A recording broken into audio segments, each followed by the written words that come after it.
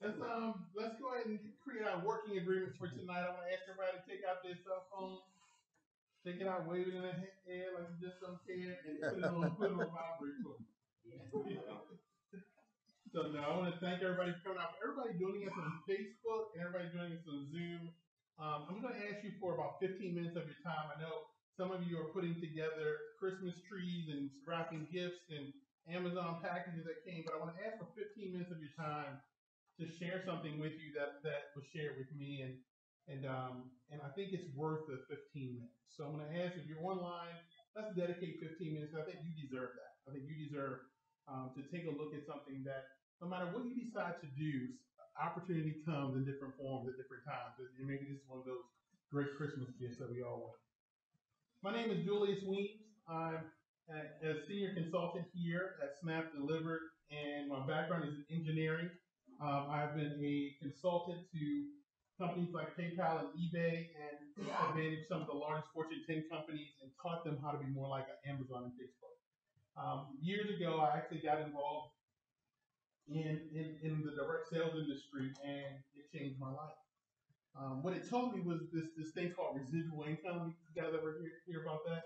And I heard about it, but it was elusive. You ever have something that people talk about, but you don't ever see? Yeah. And I had a company pay me for 10 years in residual income off of activity I did one time.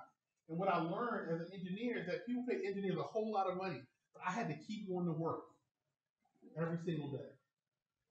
So what I'm going to share with you tonight is an industry that is going to deliver things that residual that we've never seen. But let me ask a quick question. How many of you have ordered something online before on your phone? Yeah. It didn't matter if you liked it or not, right? But you realized that it just was more what? Convenient, save you some time. Yeah. For all my guys out here who didn't want to get gifts and run to the store, you cheated. But we're in a digital economy if we want to be or not. Wouldn't you agree? Yeah. So tonight I'm going to share with you Snap Delivered. Nothing new, but something with a big value proposition. Because what do you want to know about any business? Is that why are we different, right? And I'm going to share with you a little bit about that in a second. So who are we? We're a company we pre-launched down in beautiful Palm Beach County, Florida. It's beautiful in Palm Beach. Anybody ever been? And it's fun because our CEO lives there. But we launched there in June. In June, think about what was happening in June. We had a lot going on in the world, right? And we launched there, but we realized that we were going to step into an industry that was $107 billion on its way to $200 billion. And when you think about that, think of industries growing. Think of what we went through a lot last year, didn't we? And we realized that we were going to be a part of an industry that literally grew at one of the toughest times in U.S. history. And so when I looked at that, when this was presented to me for the very first time, one of the things I realized is I said, if you're going to step into an industry that's growing that fast, where Forbes is projecting $200 billion growth, you better have something that's good. And here's what we found out. We saw that 60% of us, we were actually going to order delivery online at least once a week. Think about 60% of households doing an activity, didn't matter the reason, but they were going to do it, no matter what was happening in the world. And then millennials, 74% decided, hey, look, I prefer to order food at home. And a few more homes realized one thing, that ordering at home just made our lives better and more convenient. But the one thing you don't see is that a lot of people made the decision to order food delivery at home because it was just safer.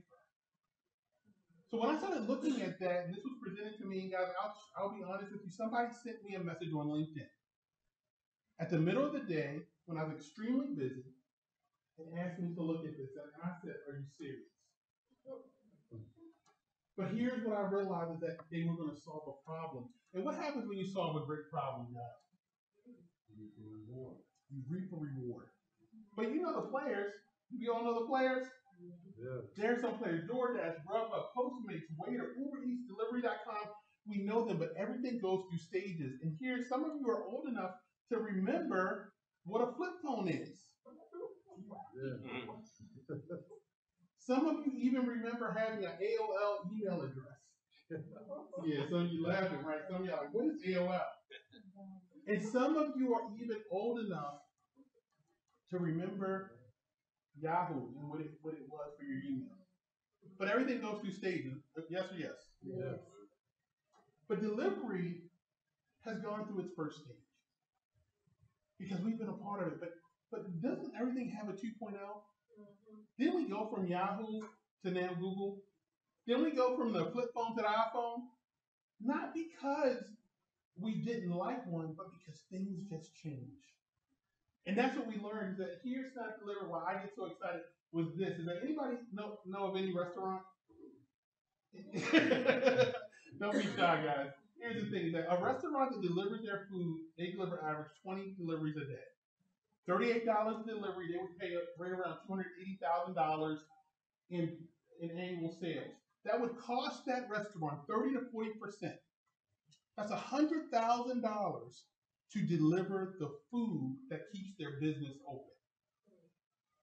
Think about it. Name your favorite restaurant. Give me one. Chick-fil-A.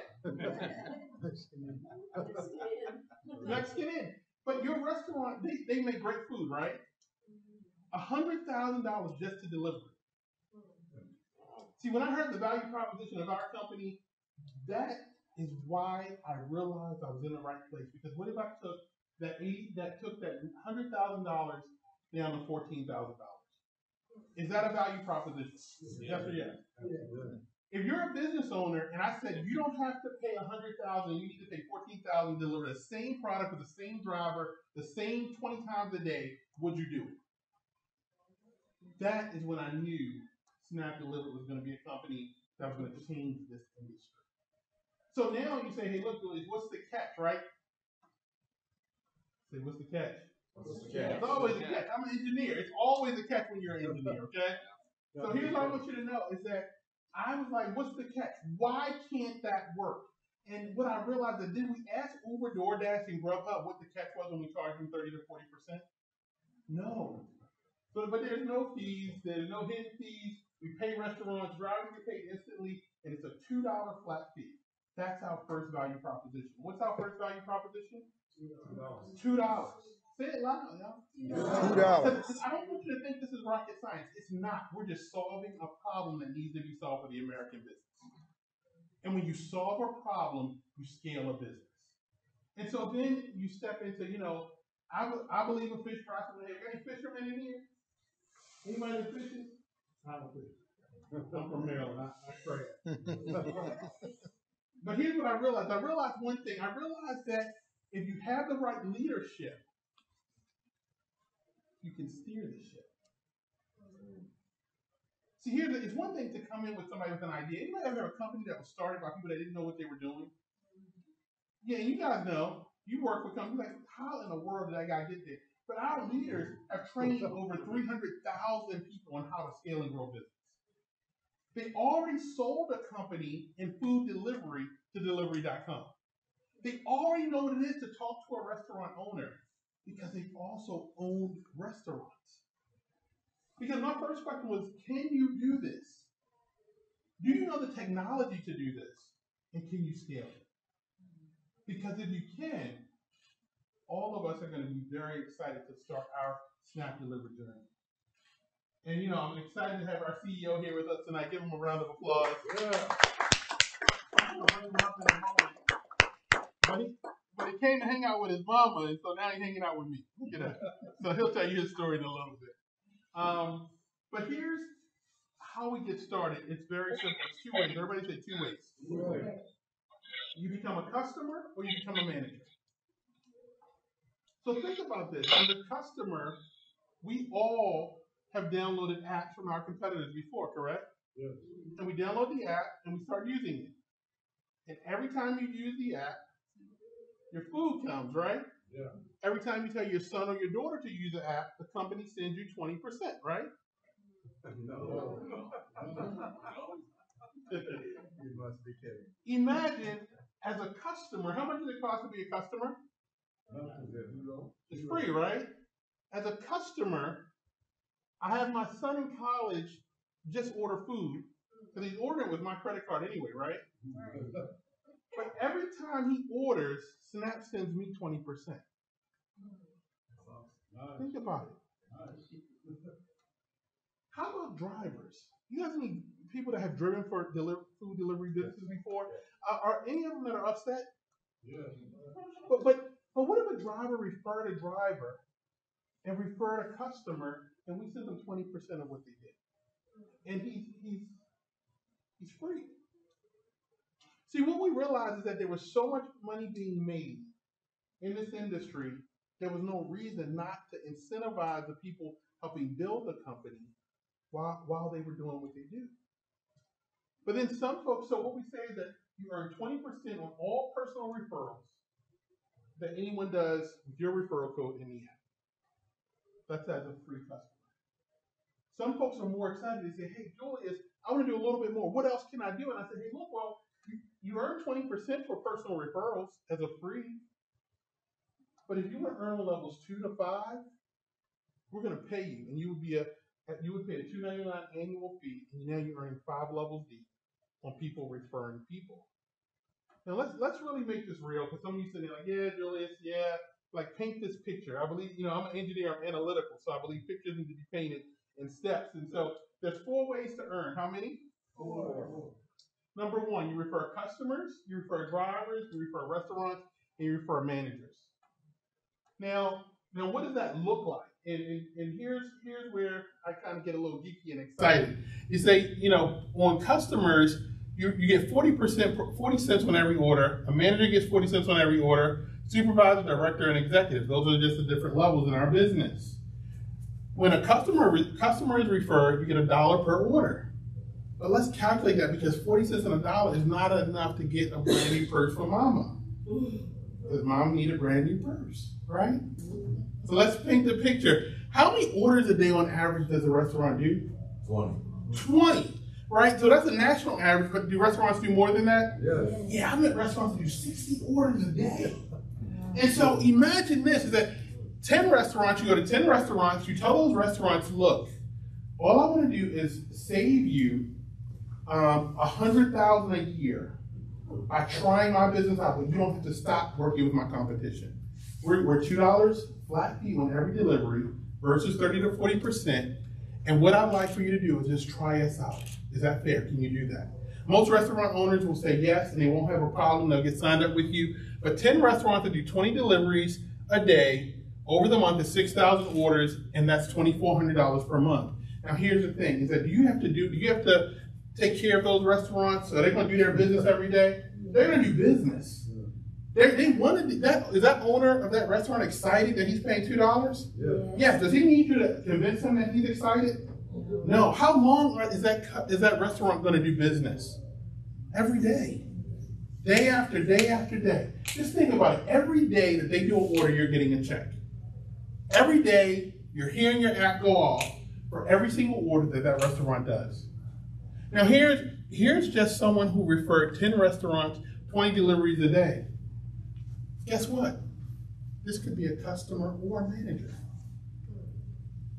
Do you have any people that say, hey, I don't know if I want to be a manager yet, but I'll be a free customer, and a free customer can earn $2,400? That's why I knew our CEO and our COO had something special. But some of you want to be managers because you say, hey, look, Julius, I see a bigger opportunity here. And here's what I see is that I'm going to become a manager and I'm going to earn 20% on everything I do personally. But then what I'm going to do is I'm going to put in my 10 restaurants and I'm going to put in 10 drivers. And then Snap's going to send me $3,600 a month because I'm getting paid on the restaurant and the driver. Okay? That's you personal. But then you're going to share this with 3 of your friends, and they're going to do the same thing. And now that you're a manager, you get paid 10% on your level 1.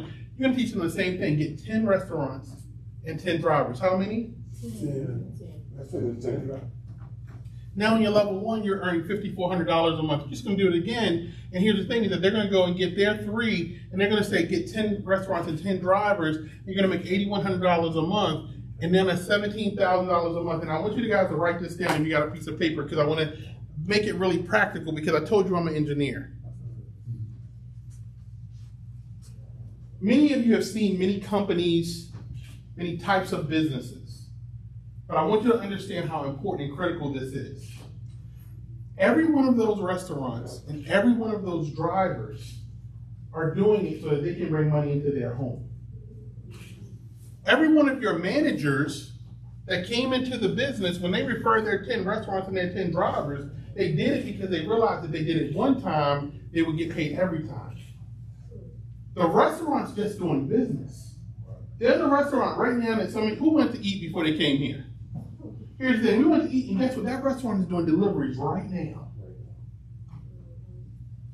Wouldn't you want every single delivery to enter your paycheck every single month? Yes. See, people say, Julius, why are you so crazy about this? Because maybe as an engineer, engineers run numbers, right? You say, man, Julius, what if I run for 6 months and get 50 managers? Just in case. 50 managers, they just did 10 restaurants and 10 drivers. Julius, what numbers would that equal? Well, that's about $100,000 a month. And on my way to 100, I bank against 10,000 a month. I roll over 20,000. Maybe I fail enough to get to 30,000. But there's somebody that asked at one meeting, guys, and I get so excited because there was somebody that said, well, the average person in the country needs $500 a month. $500 a month, every month, knowing it's going to come, and I'm not talking about your government check, Snapchat.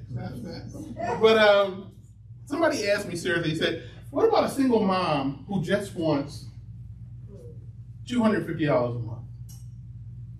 What if she could walk to her local pizzeria, sign them up, in Snap Delivery? They do 20 deliveries a day. That would be $240 a month that she could count on every single month. And that is the power of this business. People love to hear big, crazy numbers and they're there, but our business is based on a simple behavior that people are going to do every single month, and you're going to save restaurants every single day. Because $84,000 saved by a restaurant, because they only have to pay $2 instead of 30%, changes lives. And so our business is very simple. It is not complex. That's what I love about it. And our CEO, I believe sometimes it takes crazy people to come up with ideas that break rules. And I love him because he realizes that he wanted to break the system. And when he broke it, people like me, who's an engineer, who's worked for 30 years solving problems for companies, saw this, and I said, there's going to be more millionaires in this business than we've seen in any other company in history.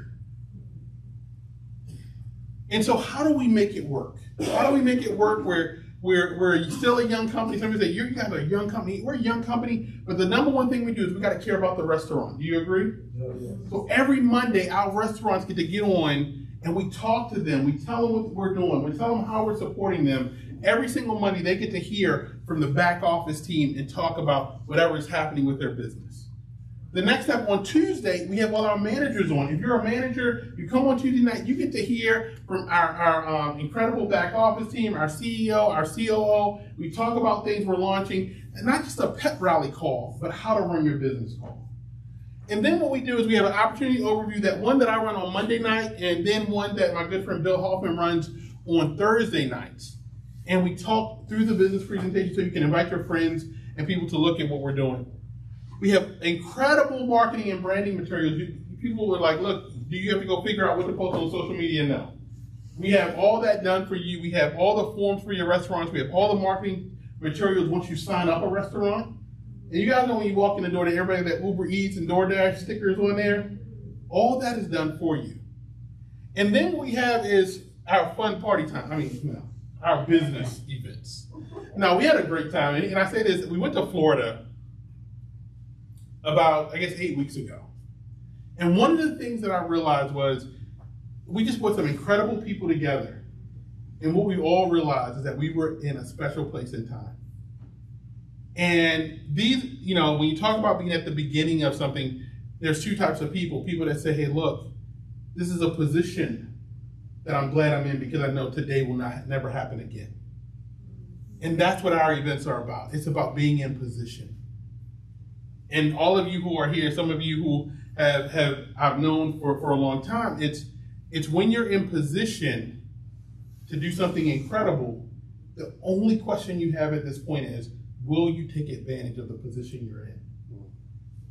And so tonight is special because I've never had a chance to do a live presentation with our CEO. We've all been locked away. We've been on Zoom. We've been Zooming it together. I feel like we're Zoomed together all the time. But I get to bring up our CEO, and I'm excited for him to tell the story of how this happened, because it almost didn't. But he was resilient enough, and he didn't care about no, to make sure that Snap Delivered became a reality. And so I want to bring up our incredible CEO, Mr. Paul Meister, to share a little bit about the journey. Thank you. So what Julius doesn't tell you is that I'm actually his Uber driver. Because, and that's not a lie, the 2 times I've ever seen him live in life, I picked him up at the airport and took him to a hotel. Like, that's an Uber driver by definition. So he flew into Florida, and I was like, I'll come pick you up. And I'm not saying that to be bragging or anything, but you usually don't have CEOs of companies come pick you up. Like, and now after seeing him speak and how great he is, I'm not ever picking him up again. But he's good. Like, I mean, that's what makes me excited about our company. Like, I started in sales when I was 22 years old. I met a guy. I was born and raised in Fort Worth, and don't pay attention to what I'm doing here. So some of you won't stop looking at these the whole time. But so I was born and raised in Fort Worth. I was one of those people that I wasn't smart. I barely got out of high school. And I always wanted to be successful, but I didn't know how. And my parents are missionaries. They're amazing people. But when you're raised in the church and you're raised by missionaries, you're taught that wanting to go out and make a lot of money is not the best thing. Like, you should give it all away. And I'm like, but I want it. Like, I want to make money and keep it, you know? And so at 22 years old, I met a guy that goes, listen, I was frustrated. How many of you know people are frustrated? You know, I have friends of mine that went to college. They did all the things you're supposed to do. I waited tables in a country club, and I just wasn't going anywhere. But I met a guy at 22 that goes, I don't care about where you came from. I care about where you want to go. All those motivational things people, and I bought in. Like, some people go, my parents go, oh, you went to one of those things. You got all excited. You should sit down and go back to church. And they were right about the go back to church part. But I got excited because finally somebody told me if you have a good personality, maybe you can turn it into something. And that's not what I was ever taught. I was taught, you know, how to go work with a company. You know, it's so funny in our society, we take so long to change. My dad worked for AT&T for 20 years. I met with a gentleman today who was telling me he worked for a company for a long time. My dad did AT&T for 20 years. Of course, Lisa comes in right in the middle of this. Brings another troublemaker. 8 years later, and she's still late to everything. I'm just kidding. So my dad worked for this company. I didn't want to do that kind of stuff. And so I got lucky at 22. I started doing all kinds of different things. I got into network marketing. I got into different companies. I owned my own companies. I owned pawn shops, jewelry stores. I built a company that was buying over $1 million a week in gold at one point. And I had fun. And then about 6 years ago, one of the guys I first trained in a marketing company came to me and he goes, Paul, I want you to get into delivery. And I'm like, I knew it was going to end up bad in my life, but a delivery driver? Like, that's what you think I'm at right now? And I was doing some other things, and I didn't understand how delivery worked.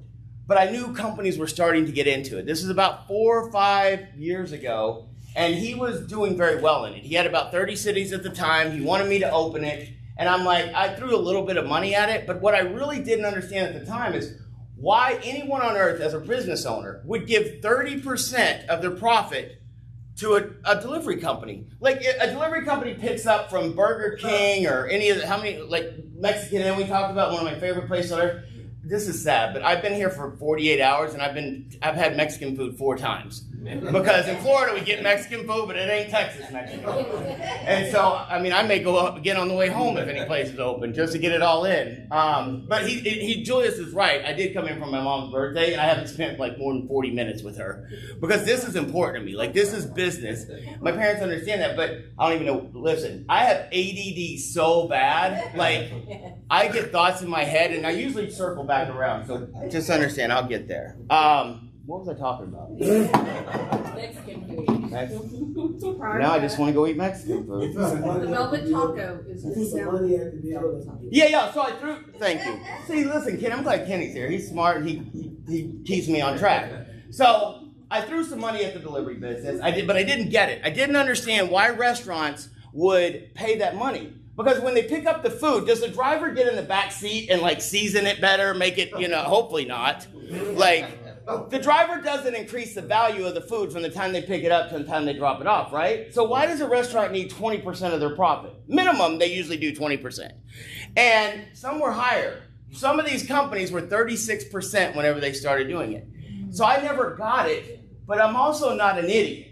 I was like, all right, if everybody else is doing it and I can make money doing it, let's do it. And so Tony, our COO and one of my best friends, an amazing person, I started doing it with him. He ended up building that company to $30 million a year, 300 cities. I had about 10 or 15 of those cities at one point. We ended up selling it out. And he sold it out for a reason. I kept telling him, there's got to be a different way to do it. And he kept telling me, we're making money, you shut up. And I'm like, all right. But I knew there was a way to do it differently. I just knew it, I knew it, I knew it. And my favorite thing on earth is when Tony has to tell me now that I was right. I don't care if this is a $1 billion company. The fact that Tony, hopefully he's watching, has to tell me I was right. And it's not that I was right. I mean, it's just things change. And it's like these big companies have done all our advertising for us. When you see what we put together, all we did was go, you screwed up, we're going to do it this way. You messed up, we're going to do it this way. And if you understand disruption and how it works, and build, Facebook. MySpace was out before Facebook, right? Yes. He came in and did it differently.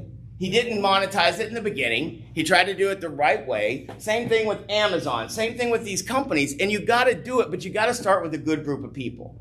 And that's what we have. Having someone like Julius is I'm not kidding. Like I've seen him speak a little bit live at one of our events, and I've seen him on overviews and things like that, and I knew he was amazing. I know he's that good because like he's just, like I probably won't speak again in the company because I'm embarrassed, but not true. I run my mouth a lot. So, but what I got excited about the people. That's all I get excited about. This stuff doesn't fire me up. It really doesn't. Like, I don't care.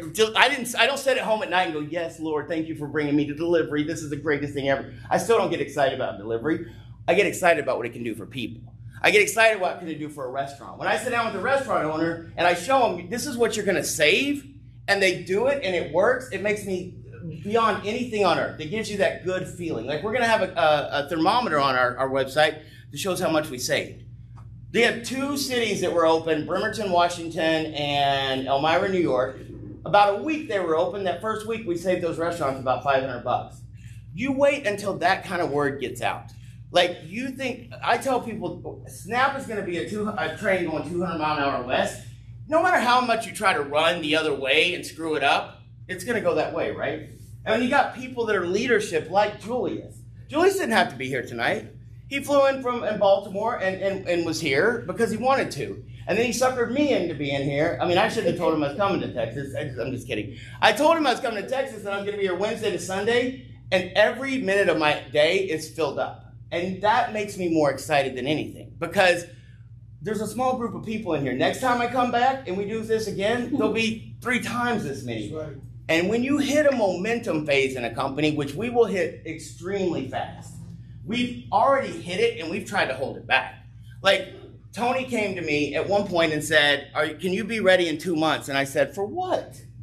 For football season? Yes, I can be ready. It was in July, and I said, yeah, September 1st or whenever it is, September 9th was opening day. And this is the exact conversation we had. He goes, can you get this company ready to launch in 2 months? Because I have a group of people we need to do this for. And I'm like, sure?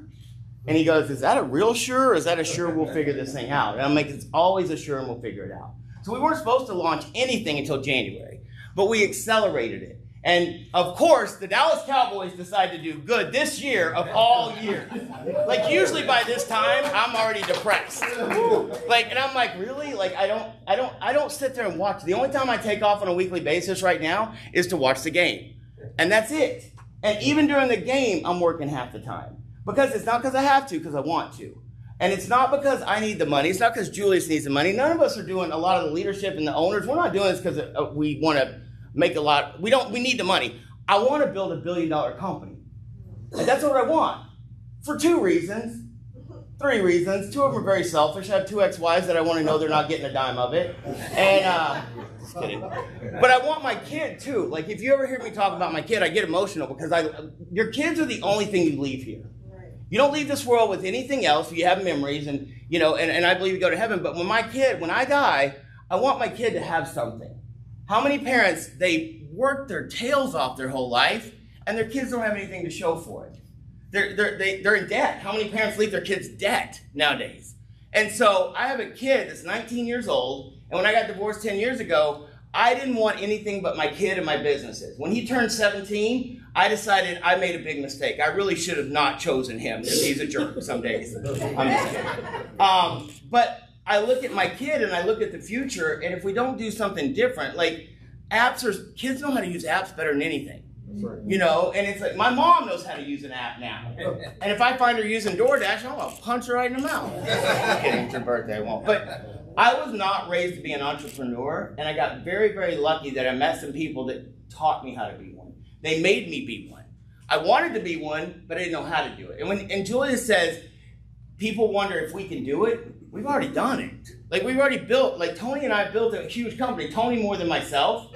When you hear Tony's story, Tony learned the delivery business from the ground up. He owned a restaurant in, I think it was Wichita or Topeka, Kansas. He and his partner, they had a company that was kind of doing delivery, like Uber Eats and DoorDash and stuff. It was a small. They went to this guy, and they got rid of all their drivers. They had a pizza place. They got rid of their drivers because it was working so well. And then Tony decided they wanted to do it in their other city. And they went to this guy and they said, hey, can you do what you're doing for us here in Wichita, Kansas? And the guy goes, I'm so busy, I can't do that.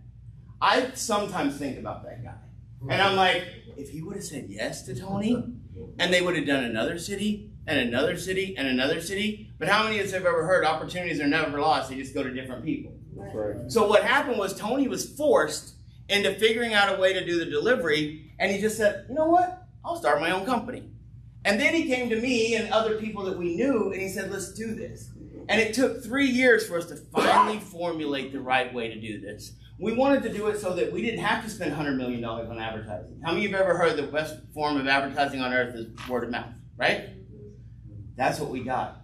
I didn't talk to anyone in this room, even including Lisa, and I know her. There's a friend of hers named Clint Robertson I went to high school with. He's on TV, has a show called HGTV, Outgrown.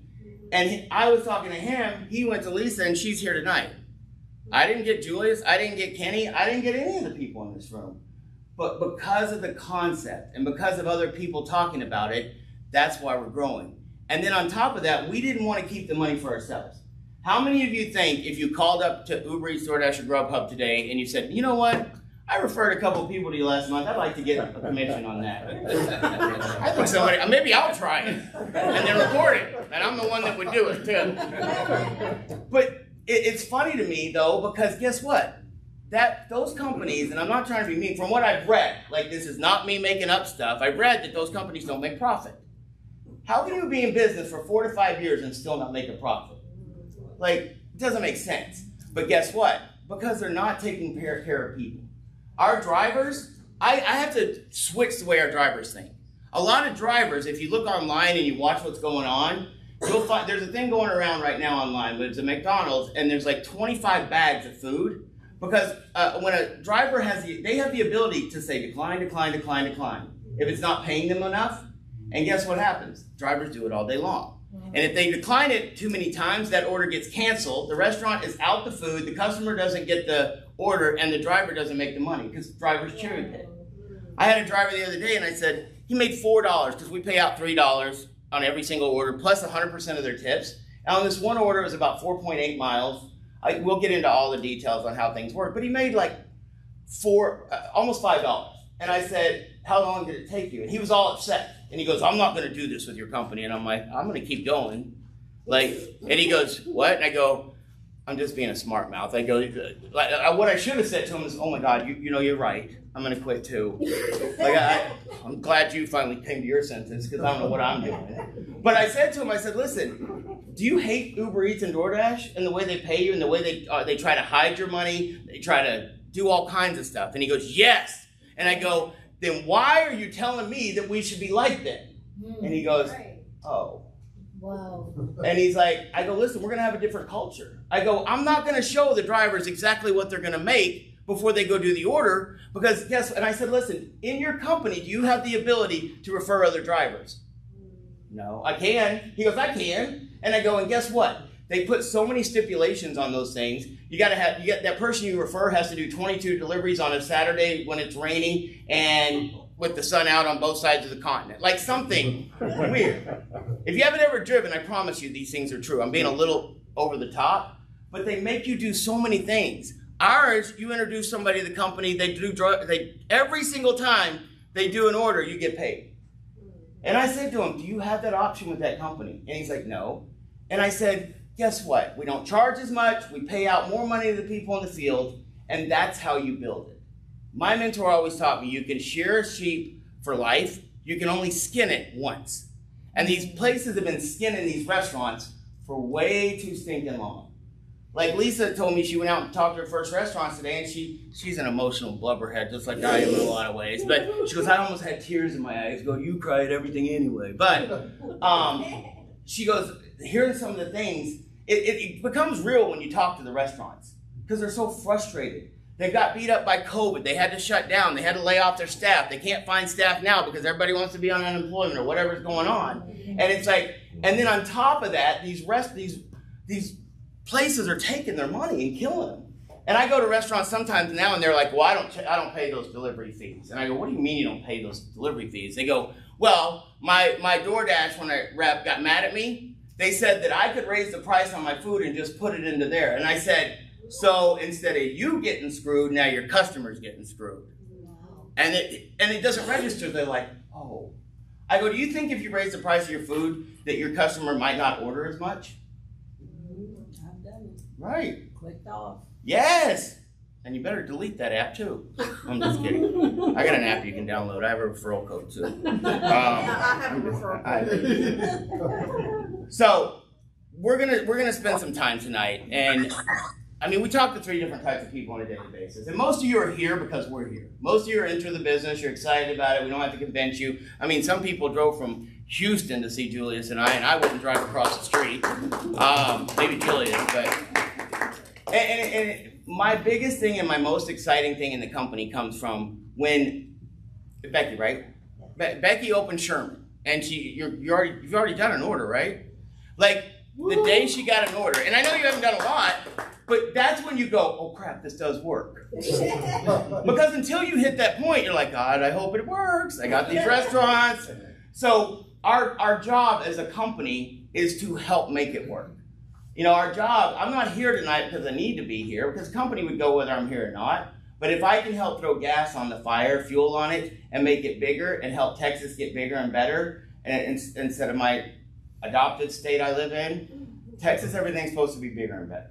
So there's 3 types of people we talk to on a daily basis. First type person goes, you know what, I'm interested, but I don't want to really work it. I'm going to become a customer. I'll do that. Great. That's fine. And the great thing about what we do is it doesn't matter what somebody wants to do. If they want to just become a customer and refer some people, how awesome do you think it would be if some of those people, and I hope Tony isn't watching this part, because I like to run my mouth and tell stuff I'm not supposed to tell, but I own it, so I can do whatever I want. They always tell me, they're like, when you go talk, we get scared. And I'm like, why? And they're like, because you are like a little 8-year-old. You get something excited, and then you go run around and tell everybody about it. I'm like, well, I mean, we're not hiding nothing. So, how many, lady in the back with the camouflage, tell me your name again. Okay, I'm not even gonna try to say it. We were talking about it, and how many of you have ever heard of crypto? Crypto's huge. I equate, because I don't understand crypto. And I met with some programmers and stuff this week in Florida, and they're like, Paul, we're gonna get a cryptocurrency, and it's gonna be, and I'm like, I don't care. Like, I don't understand. I don't get it. Because to me, crypto, a lot of it looks like, how many of you have ever seen, there's tons of them out there, right? Right. And none of them have a reason. They don't have a use. But everybody's excited about them, right? I said, it's like building a house and hoping somebody moves in. Like, but guess what? What if we had a crypto coin and our drivers got paid in crypto if they wanted to, and our customers could use crypto to order food? And I'm going to tell you something I'm really probably not supposed to tell you for sure. They told me not to say this, but I don't care. Really? How many of you have ever seen, like, how many of you have ever heard of the game Farmville? Yeah. There's games out there, right? Games dictate so much in life. So at some point we're gonna have a delivery game. And I know it sounds dumb, but I see friends of mine playing Candy Crush. My mom plays Candy Crush and she's 74 years old. I'm like, you need to get a life.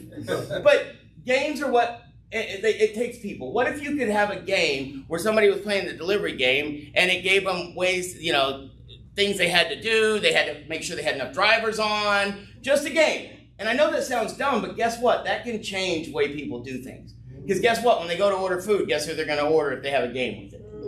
So that's just one little thing. And we're going to have not just restaurant delivery. Next thing we'll go into is groceries. The next thing we'll go on, we may have alcohol at some point, may not. We'll have floral. We'll have dry cleaning. Anything that can be delivered that's legal, we'll do. Because I made some suggestions and they're like, we're not doing that, Paul. But we're a legit company. I make a lot of jokes, but I believe in doing things by the book, doing things the right way. But I'm aggressive. Like, I'm real aggressive. I want to go, I just did an interview this afternoon on a radio deal, and the guy goes, so you're kind of like David and Goliath. I go, there's no way I was like David, because I'm way too fat to be a David. I couldn't outrun Goliath, I couldn't, anything. But he goes, listen, you're going up get some big people. Like, they have hundreds of millions of dollars at their disposal. What makes you think you can win? And I go, what makes you think I can't? And he goes, that's a good point. And I said, guess what? What if we go to work and we bust our butts and Uber Eats has 66 million users and DoorDash is bigger than them. What if we miss the mark and we only get 20 million and everyone in this room, because you got focused and you went out and got restaurants, you had a percentage of those in your pocket? Would you care if we don't beat them? No. But let me tell you something. We're going to beat them because when people figure out that we're not lying, that we're not making up stuff, that we're not hiding fees, that we're not burying things in there, and that the owners of the company are not taking that money and going buying jets. You know, I mean, I got to an age, I used to have all those toys. No, there's a couple of toys I still want. I mean, if we get big enough, I'm buying the Cowboys because somebody's got to fix that. Just kidding, Mr. Jones. I would like to have a suite at some point.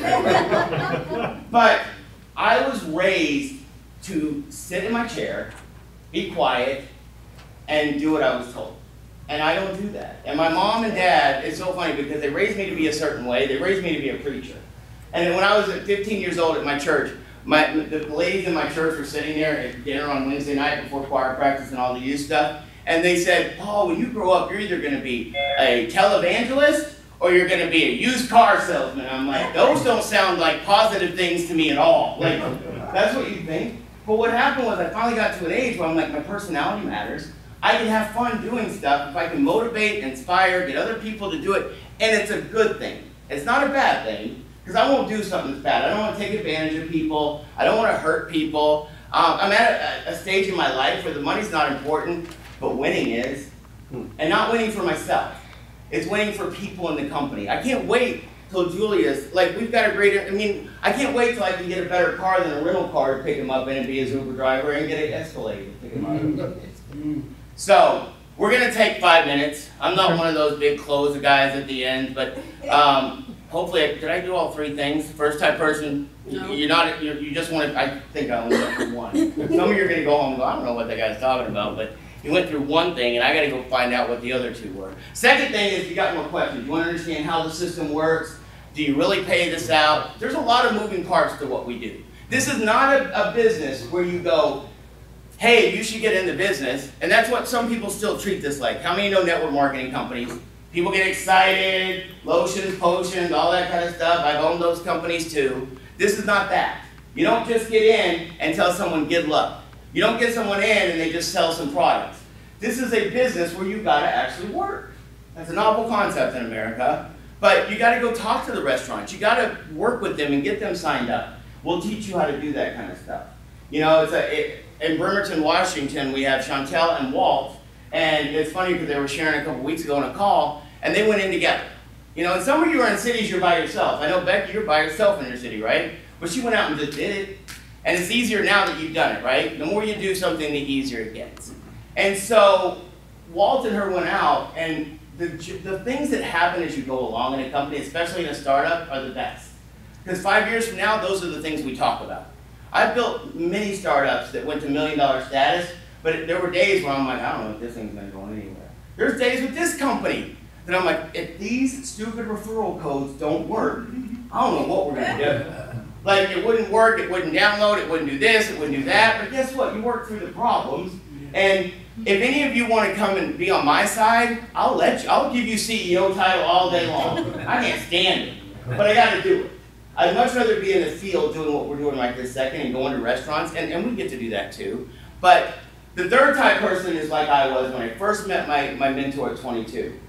I knew I didn't have anything going on. Some of you have a lot going on. You have other jobs, you have other businesses, but this is an opportunity to do something huge, to do something that nobody else is doing. There's no other company that structured their company like we've done it in the delivery space. And there's no other company that has Tony Swan tagged with them. I promise you, like Tony's flat out one of the best I've ever seen. Like, you know, I wouldn't have done this if it wasn't with Tony. I just wouldn't have, because I just know who he is. I know at his core who he is. He brought me into his company, and I was one of their, they always call me one of their mentors, which is a weird thing to hear. I'd rather have mentors than be one, but I understand my spot right now, you know, but the third type person, like I said, you want to do this, you want to understand. So what we're going to do is take a 5-minute break, hit the bathroom, do whatever. Julius and I are going to come back up, and we'll just, you know what, let's just do questions. Like, you're here because you want to know something, you know? So we're going to do some questions and answers, and guess what? Someone else will have some questions you don't, and maybe I'll tell you the duck story. Yeah. So, thank you. Thank you.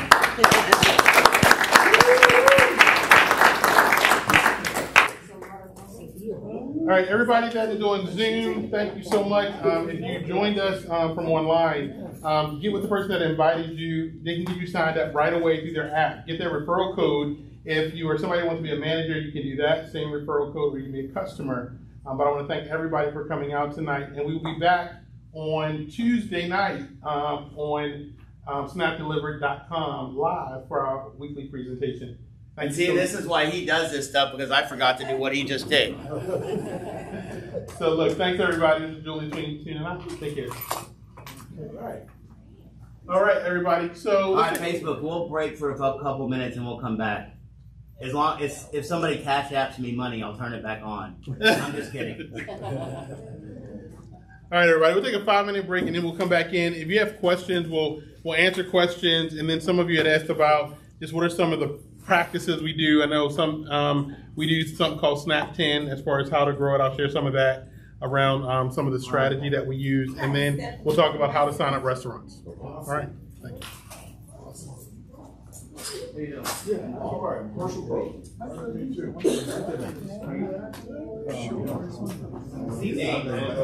Oh, okay. Yeah. Do we have a couple folks? Yeah. He's the one for 10.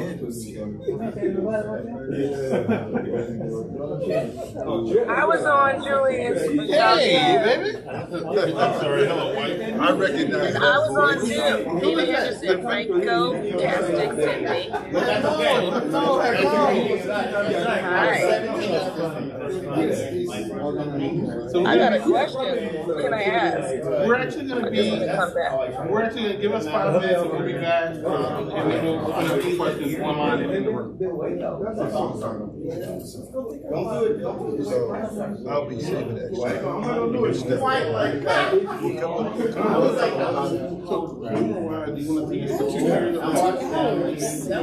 I drove from Bedford to back. How long have you been in Waco? I literally moved to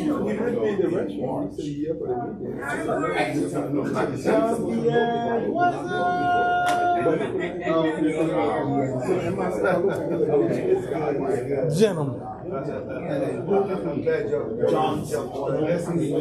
I'm James. Good.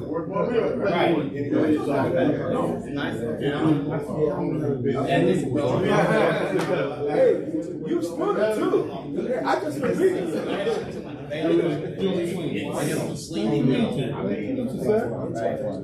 I mean, everything.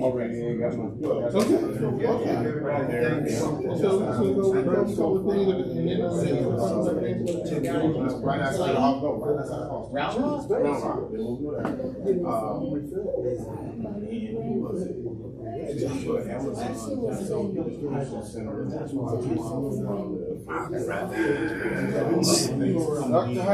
Let's see.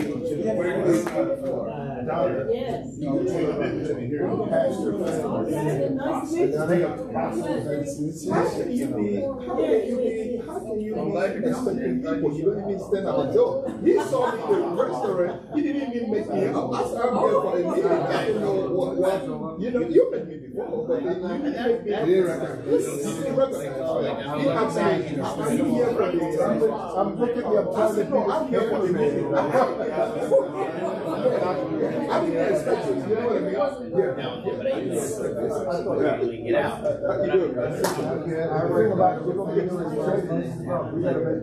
I haven't lived there in 20 years. I haven't been in. No, now it's making sense. Yeah, now it's making sense. You know, I'm saying, but you know, one of few things. You went on me right next to us.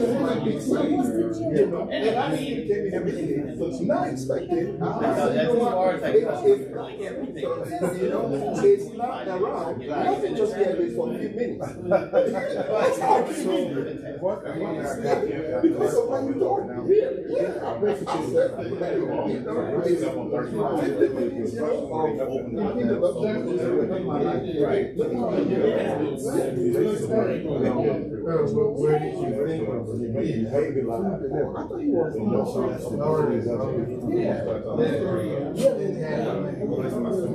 Really? Trading?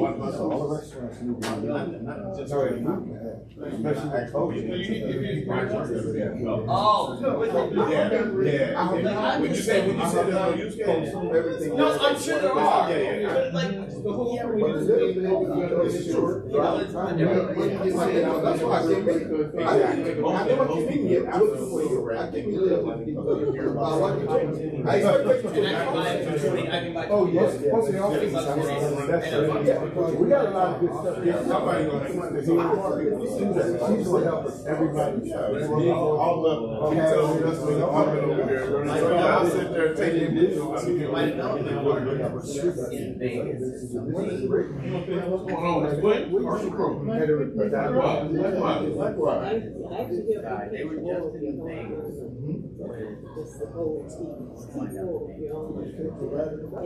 It was game. I like both of them. Yes. Yes. And they were so like they said, and I was like, you're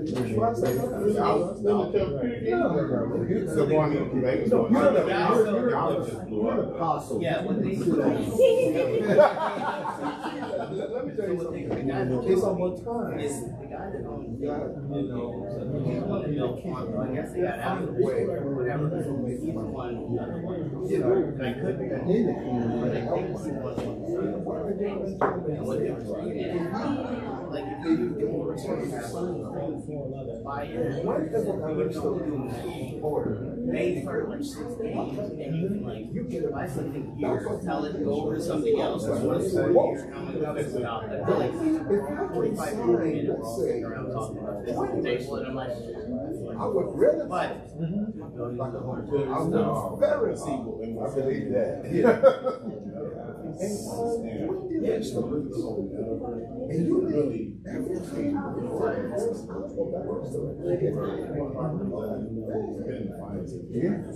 Well, if you bring me drive, literally because real estate, you know, money every time I buy it's a virtual real estate before I buy. By referral. Yes, that is good to come from. I call it. we were talking about those, like something about that stuff. Like my guys are talking about stuff, and I'm like, So how about want to buy food? Do that. So that's multiple is exactly. How you doing today? So the conference was 12, right? Yeah. But I gave you my thing. You guys will come in. What for? That's how I'm trying to get other people specific. So we're going to break it. So we'll be doing the training. We want to break down to get February. So that's a resolution. You. The word expression. Yeah.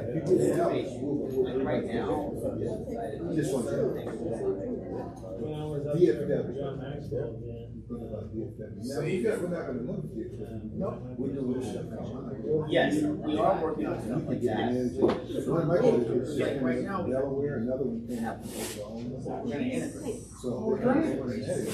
Hated to walk out of your talk a while ago, but I had to get my friend. No problem. How are you? Hi, Stephanie. Nice to meet you. Julius Wiens. Nice to meet you. And they're going international. Julius is the master distributor. He's a couple of pastors. Yeah, because kindly introduce himself. You can tell.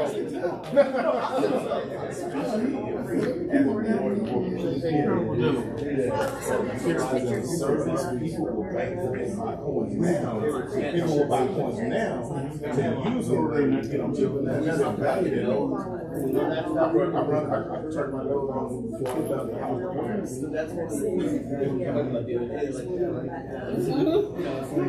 I'm bringing a couple of those. There you go. Yeah, he really does. Oh, thank you.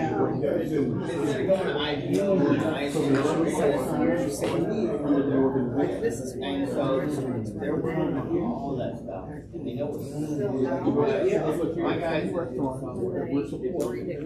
keeping the business open, but they're also supporting them.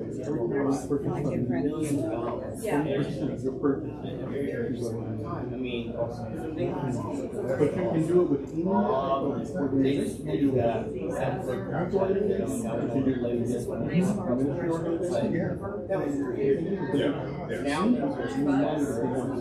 so the people are going to go out and eat into these restaurants are partnering with us. And we're partnering with them. We're going to keep them open. We're not going to just because of this. And that's what you throw in your boat.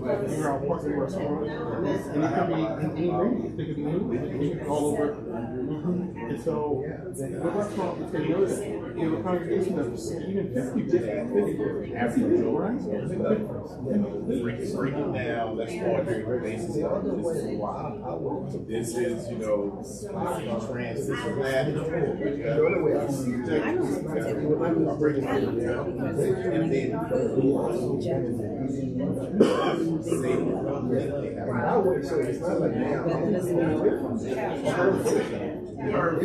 Let's work our way into Jerry knows the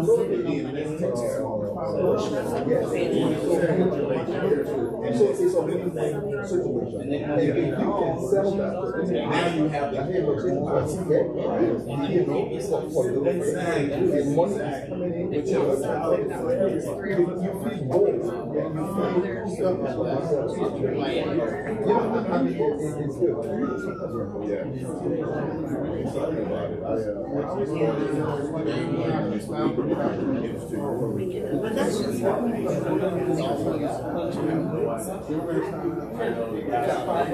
This is what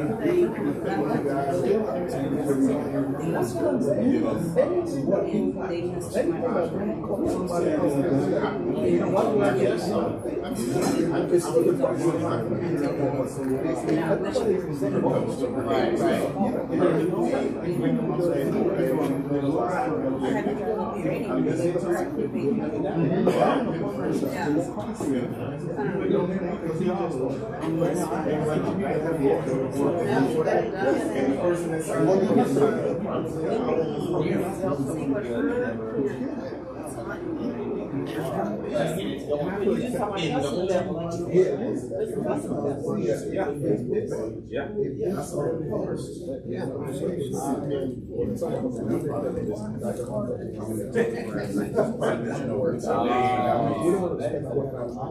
go.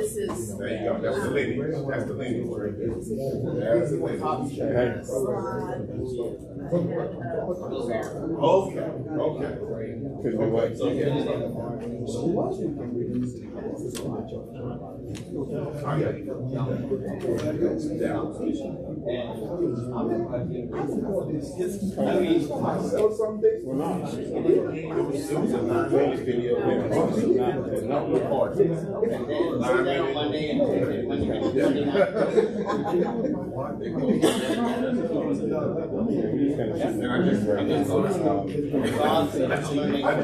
Oh, really? Yeah, I just thought out. This is how it works.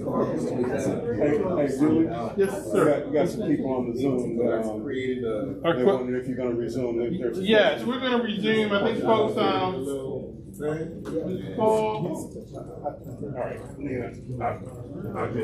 we're going to take some questions. I know we had some folks on the Zoom that had some. Come on, Paul. Come on up here.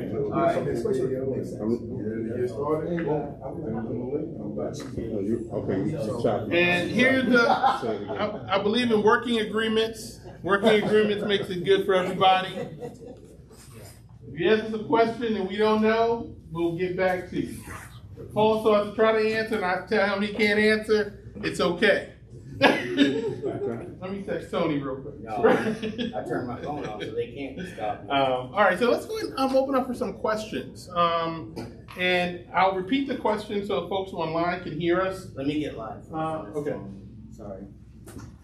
I guarantee you, I'll be happy. Oh my God, you did it without me. So what I'd like is, please say your name and where you're from, and then we'll take your question. Give me 1 second. Let me go live.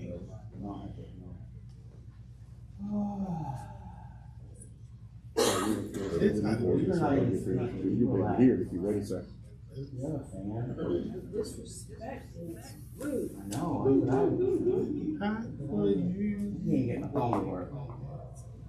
All right. So first question. What's your name, sir? Okay, hi, I'm Franco, and this question comes from my associate, and she's looking at us on Zoom. Okay. Hey, Nina, go ahead. Oh, well, I actually disconnected from Zoom. I have to go into another meeting. Yeah, you got Julius. Go ahead and ask your question. Oh, hi, sir. Okay, excellent presentation, and thank you for the opportunity. Who's better? I'm just kidding. I'm just kidding. Go ahead. The way you broke down that math for the owner of a restaurant, I would like to, if I could, verbatim say what you said. I actually, if you want to have that verbatim, go to Snap Delivered's YouTube channel and look at Julius Wiens' weekly presentation. I go over that. It's there already. Julius Wiens? Just go to Snap Delivered YouTube page. Go to our Snap Delivered, go to YouTube, go to Snap Delivered, and then you'll see the weekly presentation, and it'll be right there. And his name is Julius. Julius Wiens. Yeah, and I think that you guys labeled the weekly presentations with our names. Yeah. Hi, Nina. Thank you, dear. All right. Next question. Yes, say your name, sir. Where you from? Reuben Thompson. I live right now in Houston, Texas, north side. Reuben Thompson from Houston. All right. So you came a little ways to hang out with us tonight. All right. What's your question? With the restaurant sign-up residual, if I pass, is this something that I can leave for my children as an heirloom? Yes. The question was, if you sign up a restaurant and you're getting paid on that restaurant month after month after month, and you pass, is that business of yours willable down to your kids? And the answer is yes. It is. The residual will pass down to That's sweet.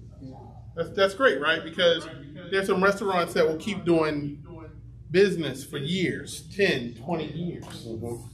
I'm in Maryland, so I always talk about crab cakes. Timbuktu and G&M.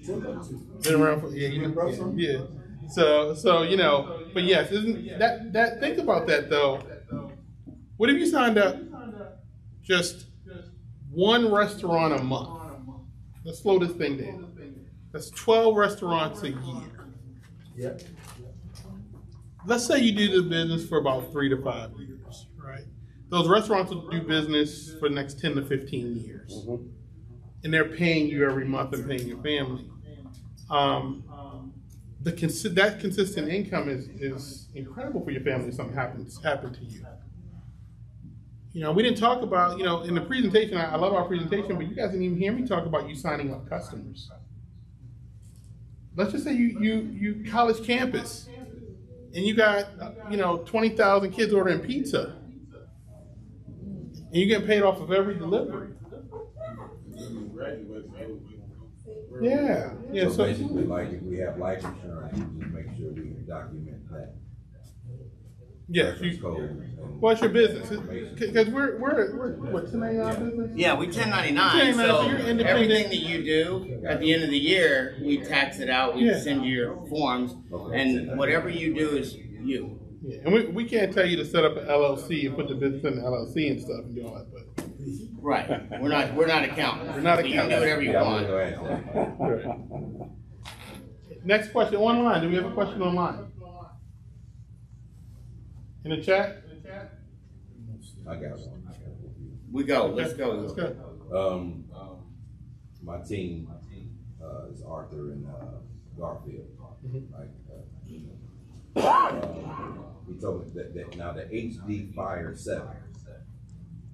The tablets. Is that? That's not the. You don't have to use that one. That's the one I we asked about that one. It's $34.99 online. They're running like hotcakes. It's hard to find. Yeah, you can do them on Amazon. They were I was at the Best Buy trying to get one. 8 of them. That's 8 of them. And I couldn't find them, so I had to get them online. So some of the other ones are $54. Then you go to $99.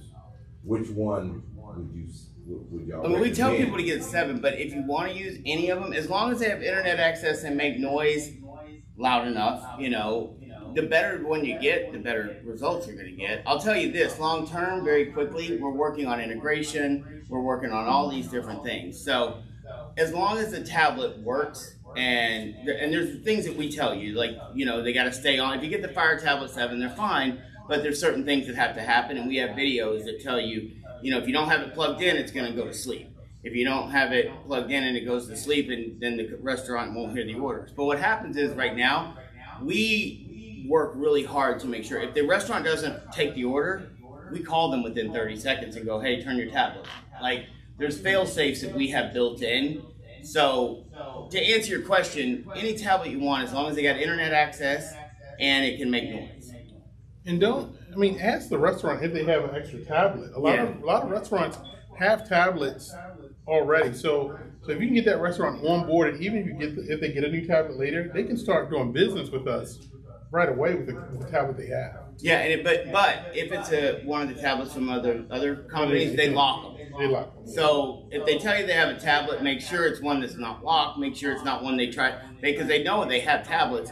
And some of them go, well, I don't want to have 6 tablets on the thing. I already got 5. That's great. Well, then I tell them you should throw all those away so you can save $5,000 a month off of ours. Have one. Because I was just asking because it's our cost to provide. It's not. You don't have to. So I just wanted to make sure the HD7 was cool. It's okay, but listen, if it's me with the restaurant, I want the restaurant to have some skin in the game.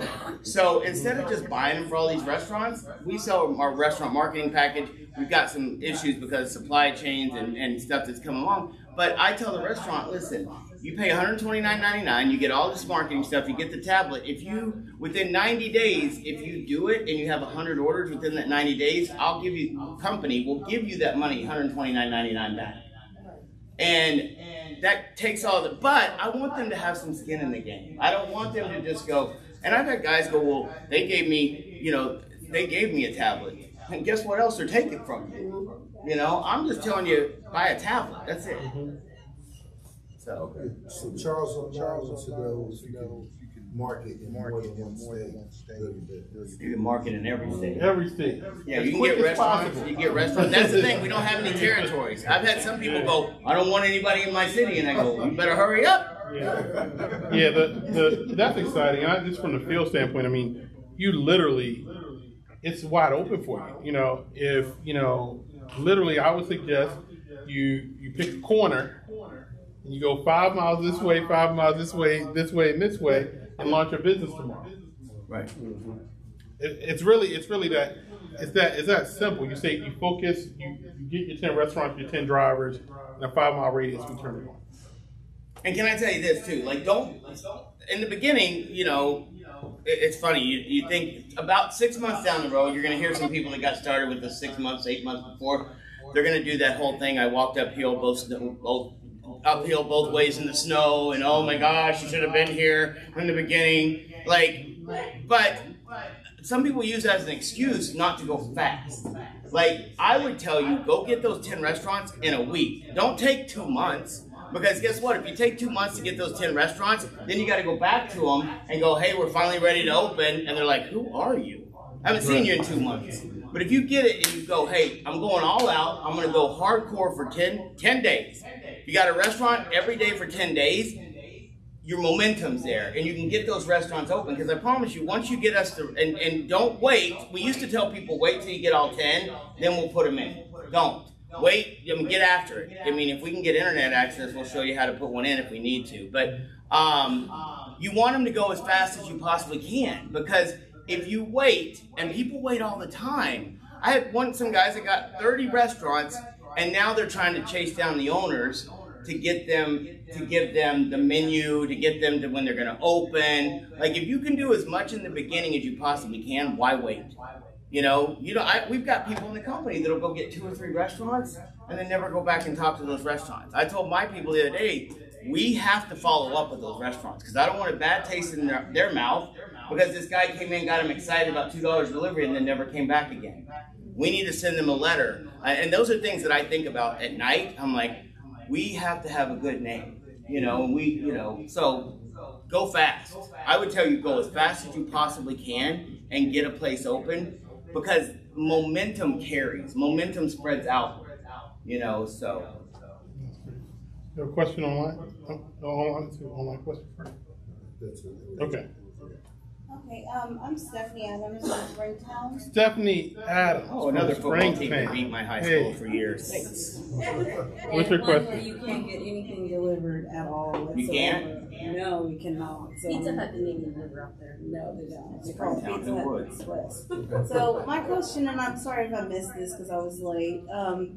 Are we talking tablets for drivers or? No, for the restaurant, the way they get the order. Only? Yeah, for the way the restaurants get the order is it comes in on a tablet. For now, at some point we'll have it where it integrates and it fires right into their point of sale system. But we're working on that stuff. So in the beginning, they're used to tablets. Okay. So is there an advantage to having the tablet over the phone? I'm sorry? Is there an advantage to having a tablet over Yeah, the it won't phone? work on the phone. It won't work on For the restaurant. The restaurant, the driver, absolutely. Uses their own phone. Okay, and the idea is to get the restaurant to buy their own tablet to buy into the business. I mean, that's what I would tell them. Some of our reps and IBOs, independent business owners, do buy it for the restaurant, and that's fine. It's up to them. And it's the same deal applies. If they buy the marketing packages with the company, the $129.99, and the restaurant does 90 orders with us in 90 days, we'll refund the money to whoever paid for it.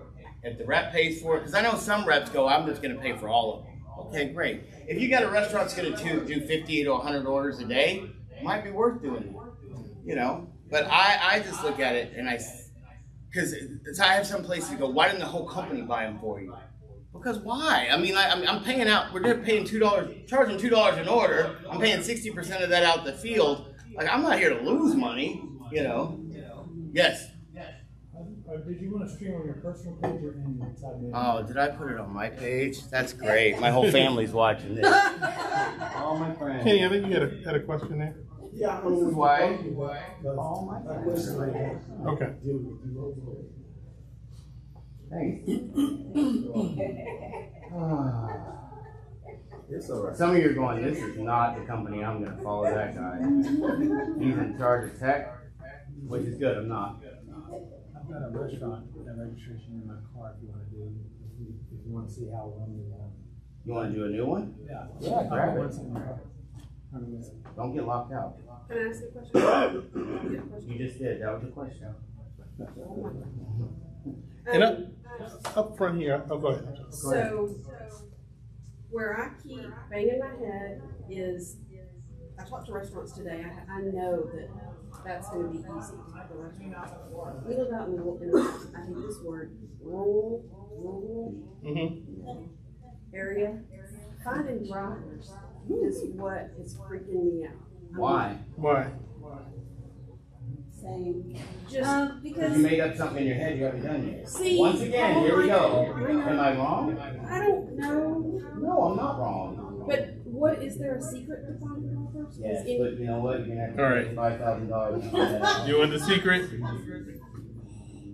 Order Uber. See if he wants another part-time job. No, I seriously thought No, cut that from the video. Cut that.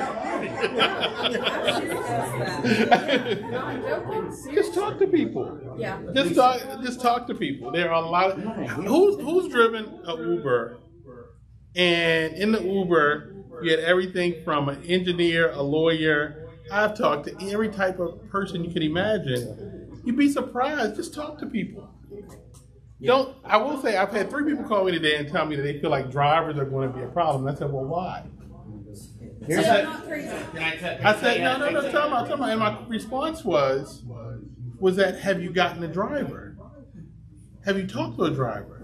He said, Have no. you tried? I said, so you're putting something in your business that is based on what? Right. Do you have kids?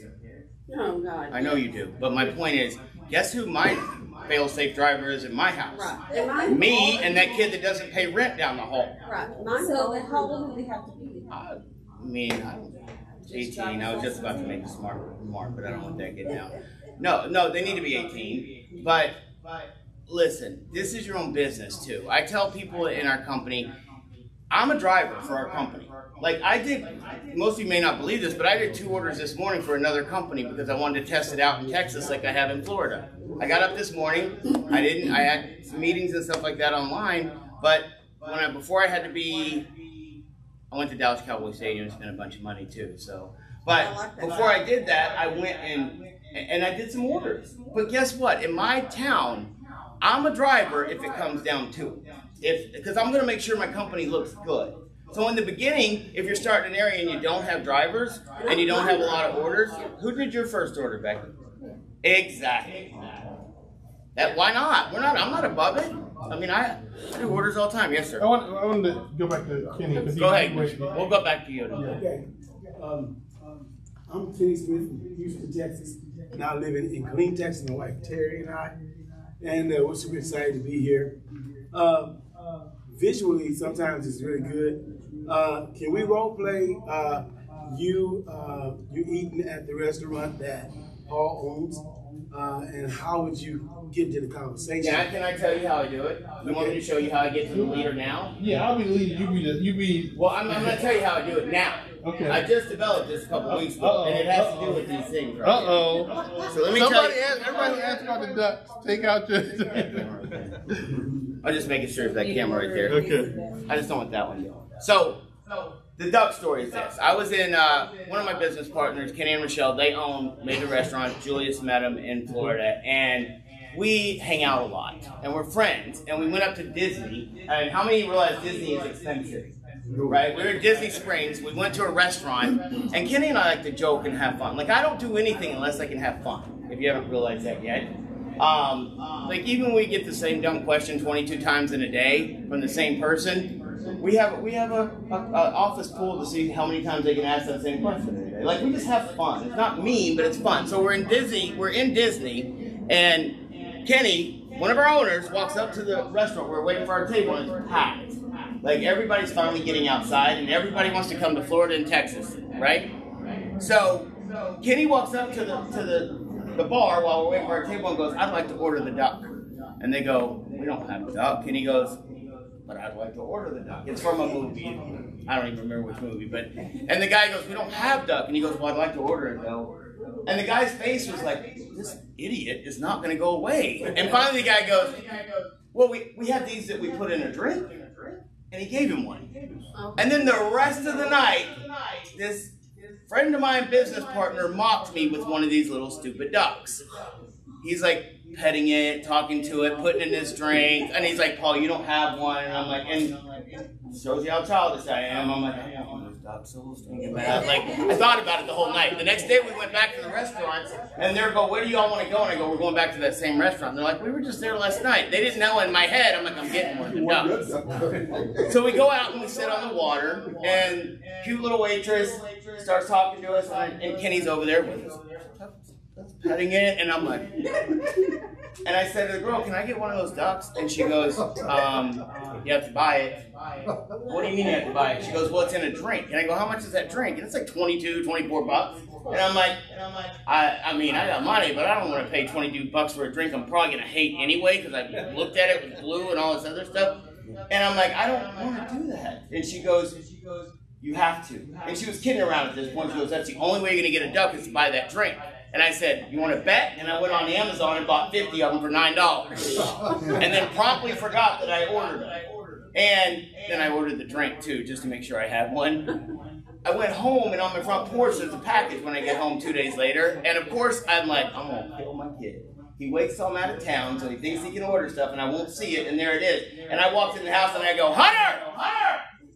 What? And I'm like, what did you order on Amazon? He goes, it has your name on it. And I go, everything that comes to this house has my name on it. And I paid for everything too. And he goes, I swear to you, I didn't open anything.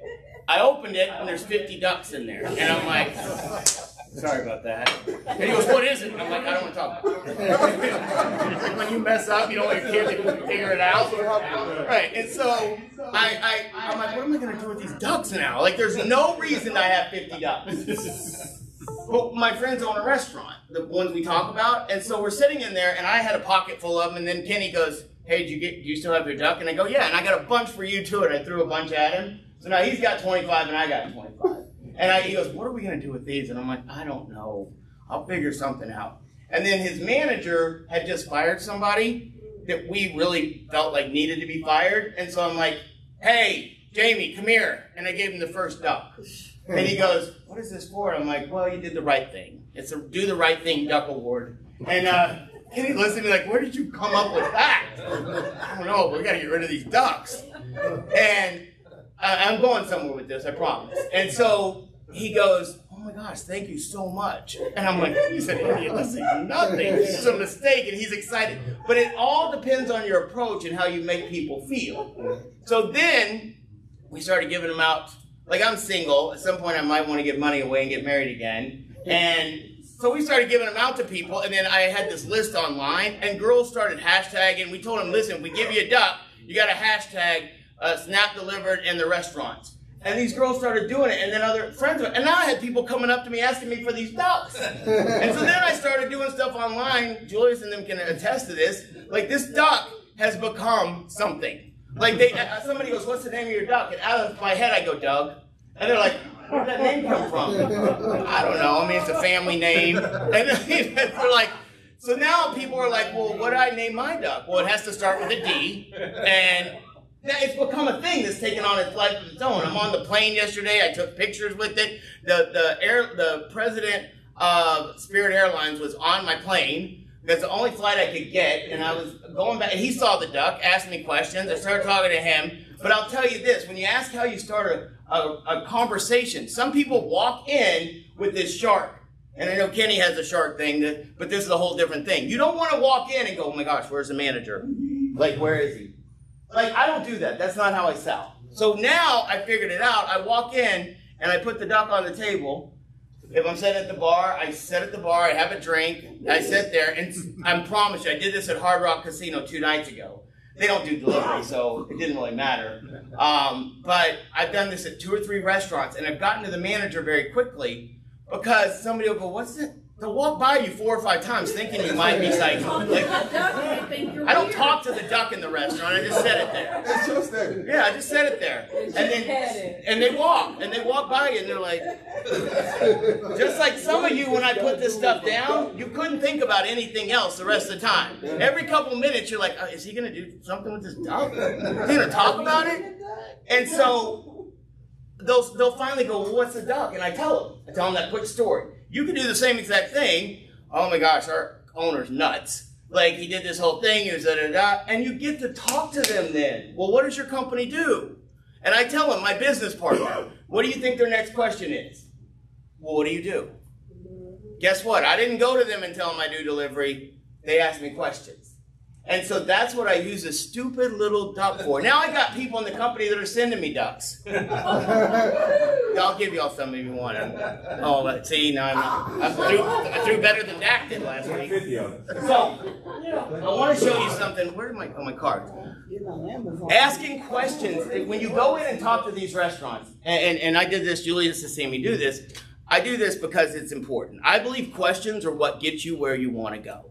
You ask the right question, you'll get the right answer. But some people go in there. I ask a restaurant, if I'm talking to the manager, so do you do delivery? Of course they do delivery. I know the answer. I'm not going to ask a question I don't already know the answer to. So do you do delivery? And they said, yes. I'm like, so what do you like about do you like the delivery? I promise you, 9 times out of 10, I hate those things. I hate those companies. I can't stand it.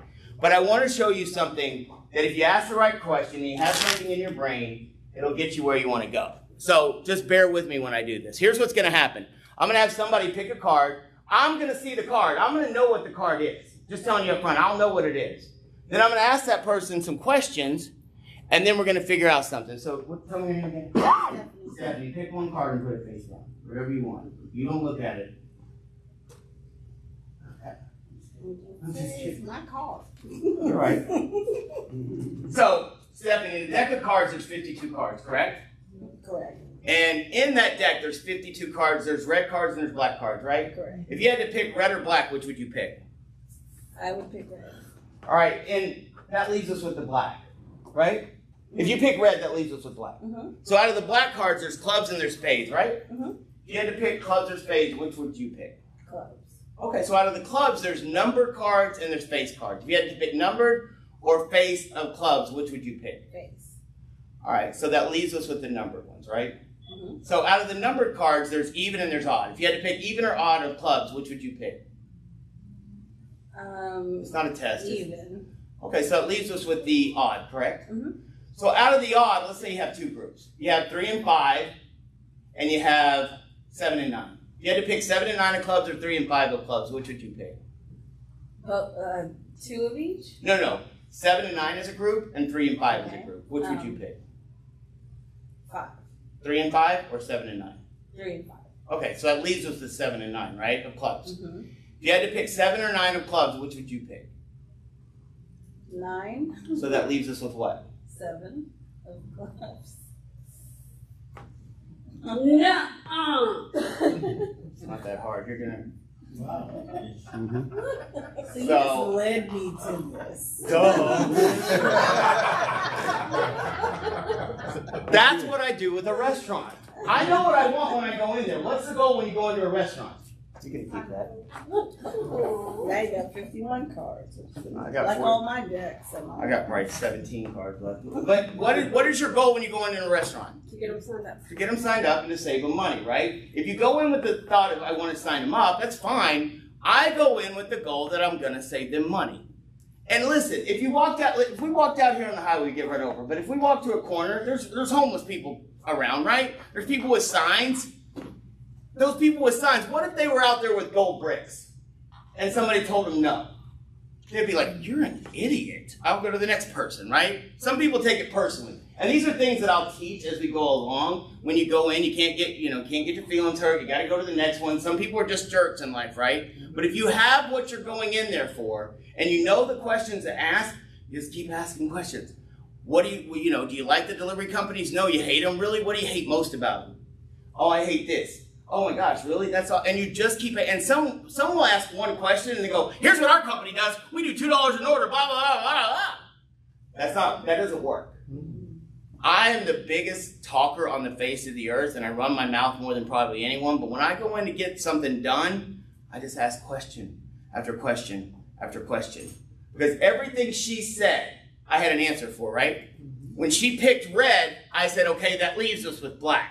If she would have said black, I would have said, okay, out of the black cards, That's what I did. I went back and forth. I knew when everything she said, I had an answer for it. I didn't know the answer. Like some people think I gotta know every single answer when I walk into a restaurant. And those people make me want to stab myself. Because I don't know every answer. And I've signed up tons of restaurants. Tony, when he started signing up restaurants, had no clue. He didn't have someone like Julius that could teach him stuff. He didn't have a Tuesday Night Taco Tuesday. He didn't have an FAQ. He had to just go do it. Same thing with me. When my training with Tony, and he's the worst sponsor you've ever met, if you want to get right down to it. Tony goes, hey, Mike's going to come down with his other partner. Mike's going to help you get Jupiter started. We went to 3 restaurants and then went to eat dinner. Mike goes, there you go. And I'm like, what do you mean, there you go? And he goes, well, you can do it. I'm like, so I had to learn it too. So don't feel bad if you don't know the answer. There's nothing wrong with saying, I don't know. I don't know, but I'll get that answer for you. And then go to our frequently asked questions. And that thing is building every day. We'll have this thing down so well at some point. You'll push a video, the customer will watch it, or the restaurant will watch a 2-minute video. They'll put in their information, and then it'll go and they'll find their menu online. We went out and spent a lot of money on a program so that you don't have to do certain things. When I started doing this, we had to input menus by hand. And I mean, we had to take the menu and put in hamburger. Do you want it rare? And there was all these things. We had to do it. And we had to do it. You don't have to do that, right? Anyone in here had to put in a menu yet with our company? Well, good. How lucky for you. But we spent a lot of money to get a program that goes out and finds a menu online, drags the data down, changes it into our format, and uploads it. So then all you got to do is go to that restaurant and say, let's make sure your prices are right, and let's get you online. And you know what's funny? Is some people that have 15 and 20 restaurants have not gone back and done that part. And I'm like, you can make so much money if you just did it. Just get it open. Who cares if it's perfect? Who cares if you have 20 drivers? How many of you would be willing to drive 24 hours a day, 7 days a week if in 3 years you knew you never had to do anything again? I'm not beneath driving. 100% I'm not. I've been on the phone with you. Yeah, I've been doing, I had a catering order last week. None of our people, because it's Christmas, right? Everybody does catering. We got so busy, we had a $3,000 order, and I couldn't find anybody else to do it. And one of the people who works with me goes, who's going to do it? And I go, I'm on my way. What do you mean you're on your way? And I'm like, I'm not too good to do this. But I'm really, 3 years from now, I'm going to be way too good to do this.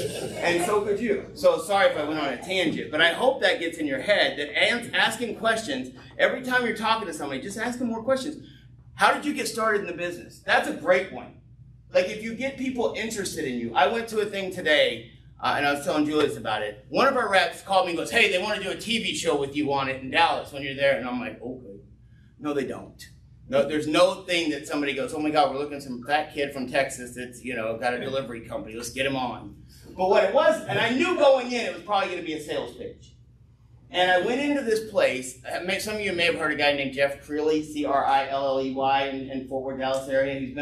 He was a news reporter. Great guy. And I'm telling you, I was telling Julius, like, I got sold, but I liked it because it was nice. Like what he said was, he goes, listen, I'm going to do a 15-minute program, but I want to show you around this whole place.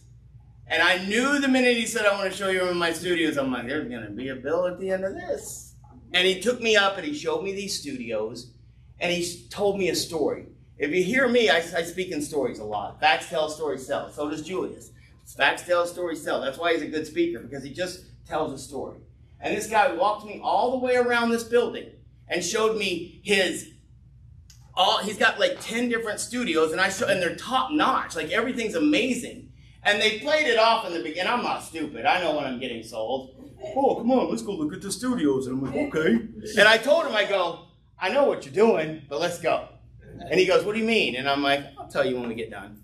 And we went around and did it. And I told him, I go, listen, I know you're going to try to get me to buy studio time. And I go, and I probably will, because what he does is amazing. I can go in there and do videos all day in his different studios. I can bring leaders in like Julius. We can do stuff like that. And he has a really good system.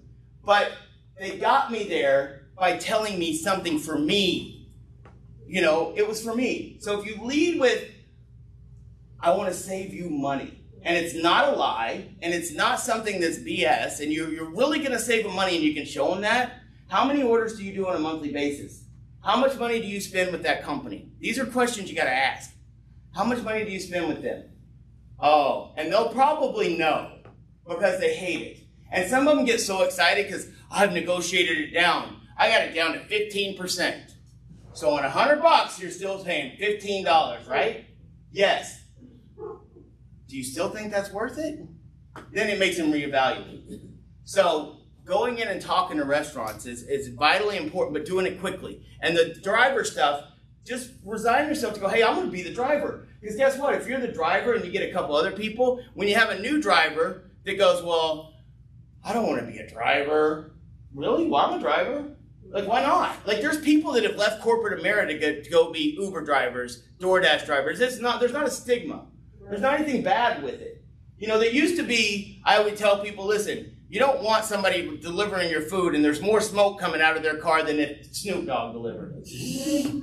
But that happens in some of these other companies. But it's not a bad thing anymore. Like, I have a guy that drives for me. I spend more money on Uber than I could probably get a whole nother car. But I'm not one of those people. If I have a drink, I don't drive at all in the least bit. But a lot of things too, I ride with Uber drivers so I can talk to them. Hey, what do you like about this? How long have you been doing it? And you get some really cool people too. I've got some of our best drivers because I took the time and started talking to them. So getting drivers is easy if you do it right. Everything's easy once you do it a couple times. Mm-hmm. Right. So what other questions? Go ahead. What's the actual pay for drivers? So what we do is, What's the actual pay for a driver? So when we do an order, and we have this all lined out, it's in our compensation plan, so you can find it. But so every driver, every order, there's one thing that happens. Every order has a mileage fee of $3.50. Our drivers work on $3 of that. 50 cents of it goes into the pay plan. Then there's another 50 cents that's a web service fee. So when you recruit a driver, there's $1 that goes into the pay plan. If you recruited that driver, you make 20% of that, so you make 20 cents. And I know I'm talking fast, but the driver makes $3 on every single order, plus 100% of their tips. And we encourage people to tip. We encourage people to, hey, these drivers are just like your server at home. We'll have videos for that. Not all that stuff's done yet, but it's coming. I had a driver yesterday that he got an order. It was $3. The tip was only $1.42. And it was $4.42 that he got. And he goes, I'm not doing it that way. I'm not, I think I may have mentioned this earlier. I'm not going to do, I'm going to wait until y'all get big. And I called him. And it was so amazing. The guy was like flabbergasted. The owner of this company called him. And I said, listen, I need you to understand, I asked him a question. First thing, once again, I asked him a question. Red or black? I said, do you like working for Uber Eats and DoorDash? No, I hate it. And I said, well, so what happened that you kind of told one of my guys, and he freaked out because he didn't know how to handle it. I didn't freak out. I said, why do you not want to do work with us now? And he goes, well, because the $4.42 is not a lot of money. And I go, you're right. You're 100% right. $4.42 for 5 miles is not a ton of money, but it's not horrible either. I had said, what's the lowest order you've ever done with one of these other companies? He said $2.50. And I go, yeah. And I go, now what happens is when you see an order like that, what do? He goes, I decline it, I decline it, I decline it, I decline it. And I go, guess what? 17 other drivers did the same thing. And I said, guess what? That customer that's sitting there waiting for their food is going to get their order canceled because nobody will take that food. And then the restaurant is going to have the food sitting there. So they're out that money. The customer's out that money. And guess what? If that happens too many times, customers aren't going to come back to you. They're not going to keep doing business with you. And I go, guess what? All those orders that you declined, guess what's going to happen? What do you think? And I said to him, what do you think is going to happen? He goes, I'm going to get less and less orders. Exactly. And I said, so that $4.42 for that one order, our average driver in Bremerton, Washington makes $9 an order right now.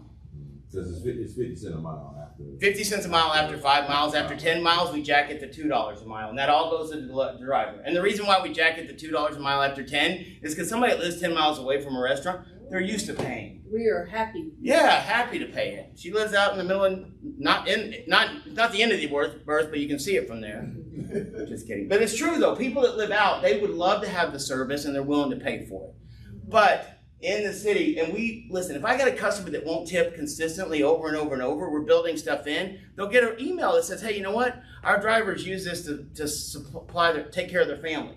We're not upcharging you on the backside. And I understand why people don't tip with some of these other companies. Because my doctor's office is a perfect example. I was talking to the lady that takes care of stuff for me when I go in there, and I said, do you use any of the services? She said, yeah. She goes, the other night I ordered from Cheesecake Factory, which is the longest menu on earth. Try putting that in. That will make you reevaluate your whole life. But she had two entrees that should have been about $25, $26. It was $80 before she tipped. And I said, do you tip on that? And she goes, no, I don't tip. And I go, why not? She goes, because that driver's got to be getting a lot of that money. And I go, to be honest with you, they're not. They're not. They don't disclose everything. You know, they move things around. They try to get the most out of the driver with the least amount. I said, let me tell you something. It should have been $25. I said, even if it was with us, the 1 month you paid the $10. So 25 is 55 with the 10 plus the 350. Should have been 54 max. I'm sorry, 64 max with us. And she said, I go, would you have tipped on 64 or 60? And she said, absolutely. And I said, what would you have tipped? She goes, I normally tip 20%. So 20% on $60 would have been 12, so that would have put her whatever. But she didn't get the opportunity to do that. She didn't get the choice to do that. And so I explained to him what happens. And our drivers, we have to re-educate sometimes. You know, it's like, well, that's the way we've always done it. Well, that doesn't work. So you're going to do that all the way till the time it's gone. Sorry, that was a tangent. One of the restaurants that I talked to today asked, because I was telling them that they should get paid within 24 to 48 hours. Yeah, well, right now, once we have all that stuff working. So what'll happen is we have it set up to where we don't want to touch the restaurant's money. We want to take our $2 out. So what'll happen is it comes in, we have a company that splits it. They call it mid in the credit card processing world. It'll take whatever they're supposed to get minus $2, they'll get the rest of that. Do they get charged? Yeah, they get paid. They get charged normal creded card fees, 2.9% and 10 cents on a transaction. Okay. But that's normal. They pay that in their restaurant. Still not the 15 to 30. No. We don't charge them anything extra. We charge them $2 flat. That's it, and they pay their normal deal. Then we get the $2, and then the driver, they get the $3 plus 100% of the tips, and they have their own credit card account through us. We don't touch it, we don't have anything to do with it, but it goes into their bank account within 24 to 48 hours. Same thing with the driver, 24 to 38 hours. With us, right now, until that should be done by Friday or Monday. It's supposed to be done yesterday. Once it's done, we don't have to touch it. It'll calculate it, it'll put all the stuff together. Right now, we pay them once a week. Long story short. Let's get 2 more questions because I don't want to keep people here late. And what's the pay? Tuesdays? That's a great question. 2 weeks? We do it every 2 weeks on commissions. I think on drivers we pay every week. I think restaurants I know we pay every week right now, but that'll be automated once this is done. So it'll go just into their account like they did anything else. What that also helps us do for the driver part of it is there's states that are trying to make it so drivers are considered employees. That'll kill companies because they can't afford it. Like, you know, we charge $2 an order. That would ruin us. And then you got unemployment costs. You got all those things. So one of the ways that our attorneys have said make sure that we don't do it that way is if we don't touch their money, they can decide when they work, how they work, and when they want to work, and the money goes straight into their account and we don't touch it. And they can decide if they do orders, they can decide if they don't. They can still decide not to do orders with us.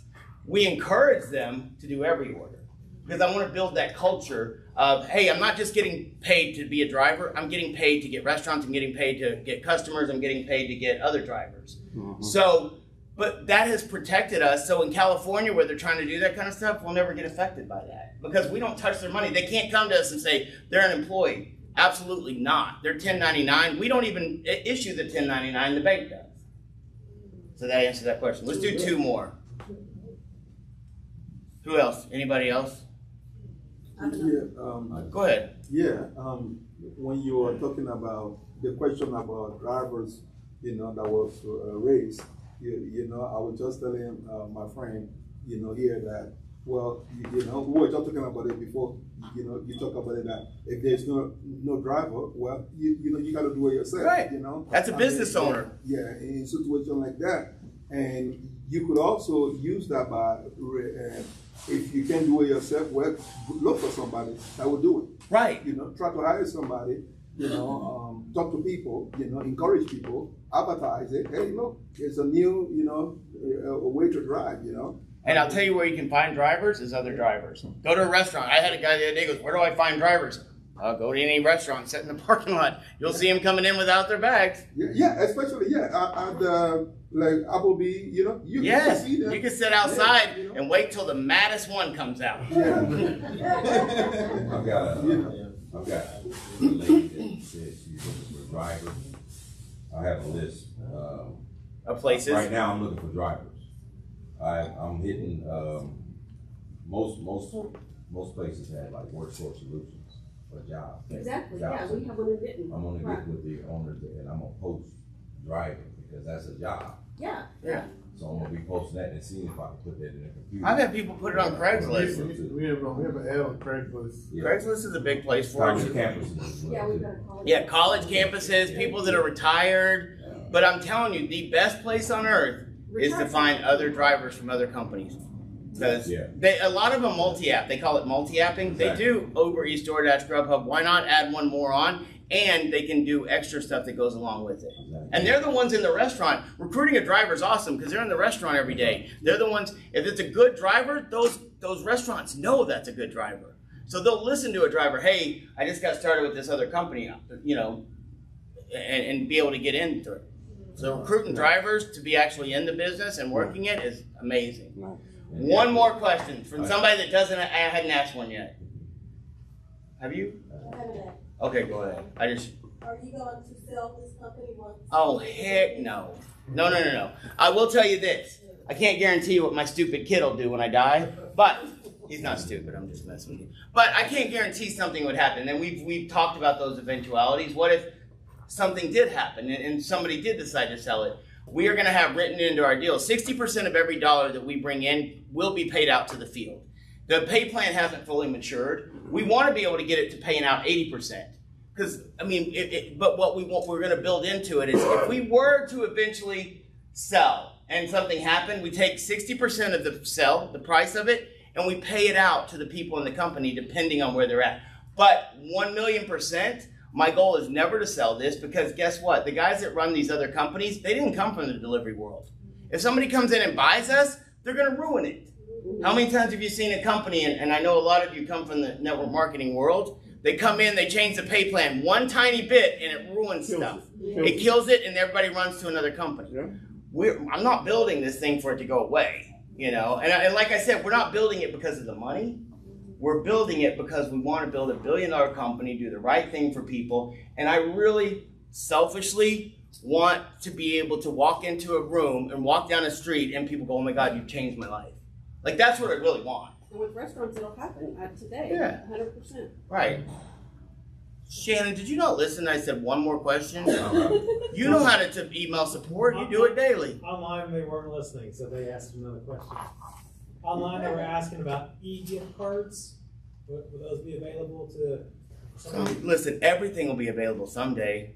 I mean, everything. Like, there's nothing we won't be able to do. It's just steps. E-cards right now, unfortunately, is not my biggest priority. My biggest priority is making sure I get restaurants' orders to where they need to go and getting the software the way it needs to be, getting all the things that we need to do so that you can do business.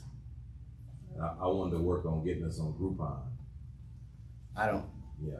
Okay. Yeah, Groupon and the airport lobbies have Uber waiting rooms.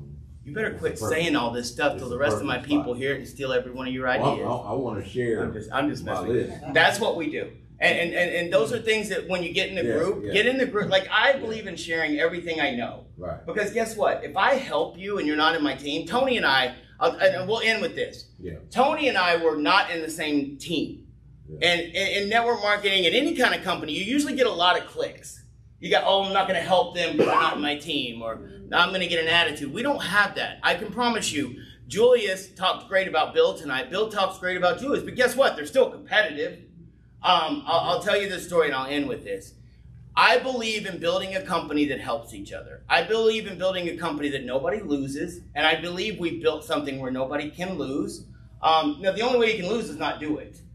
We'll have people that go, I hate that company because I didn't make any money. Well, you probably didn't do anything either. But they're never going to be able to say, Paul and Tony built a company that took $10,000 from me, because if they do that, they're doing something really illegal and I'll get rid of them.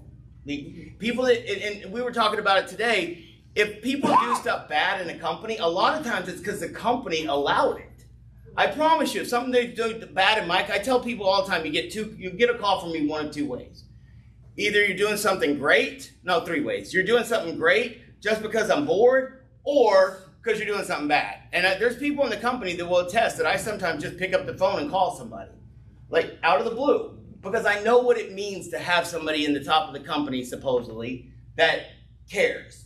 And that's my biggest thing, is I actually care about the people that work with me. You know, there's a guy named Pedro who works with me. He was 17 when he started working with me, walked into my office, could barely speak English, but I love this kid as much as I love anybody on earth, because he came from another country and he takes advantage of stuff that most people here don't. He came in, he was in school, he couldn't work on the books. I'm probably going to get him in trouble now, but it's all right. I don't care. He couldn't work on the books, but he wanted to work really bad. And he could barely speak English. He had the guts to come in and talk to an owner of a company and say, I'm not supposed to be able to work, but I want to work. How can we make this work? IRS is probably listening, so I'm not going to tell you how we did it, but it's 17 years ago. But it's funny because he's from Ecuador, and I was married to someone from Ecuador, and this kid, he can barely speak. I go, where are you from? And he goes, Ecuador. And I go, you get out of my freaking office, like right now. And he goes, what? And I go, I had an exit. Got about $1.2 million, so your country's got enough of my money. That kid today, and it was a joke, but that kid today is one of my best friends. And he's worked his butt off, and I spent time with it, and I poured into him, and now he owns 3 businesses. And now he's one of the most accomplished, but tonight he did our online overview for Spanish. And 15 years later, I'm more excited and proud of his success than I am my own. And that's why we want to do this. Tony and I could have gone out and got millions of dollars and done a $2 deal and never shared it with anybody else. We could have done it. We know how to do a company. We wouldn't have had to put up with the headaches of some people getting mad because the flyers are this size instead of this size, or, you know, my referral code doesn't work, or I have an Android phone and you talk crap about Android phones all the time, which I do. But we could have done it a different way. So it's not about the money. It's about helping other people. It's about, at the end of the day for me, I had a guy when I was 22 that just, he did stuff and helped me. One day he walked by my desk because I was being a punk and I thought I knew more than he did, and he took a piece of paper and threw it on my desk and kept walking. And I'm like, what is that? And I look at it, it's a Burger King application. And I'm like, whoa, what is that? And he goes, well, you don't want to do this. You might as well go work at a Burger King. Make sure you get on fries because that's where the big money kicks in. And I got my feelings hurt. But at 22 years old, that made me into the man I am today. Because I'm not intimidated by people. I'm not scared of people. And when somebody said, aren't you nervous to go up against these big companies?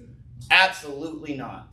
Because they don't care. They just threw a bunch of money at something. And heart and determination and drive and ambition and doing something that people say you can't do is the most fun thing on earth. So I appreciate you guys being here. Some of you came a long way. We'll stay around and answer some questions for you, but thanks guys. Have a great night. If you want any of these ducks, you can have them.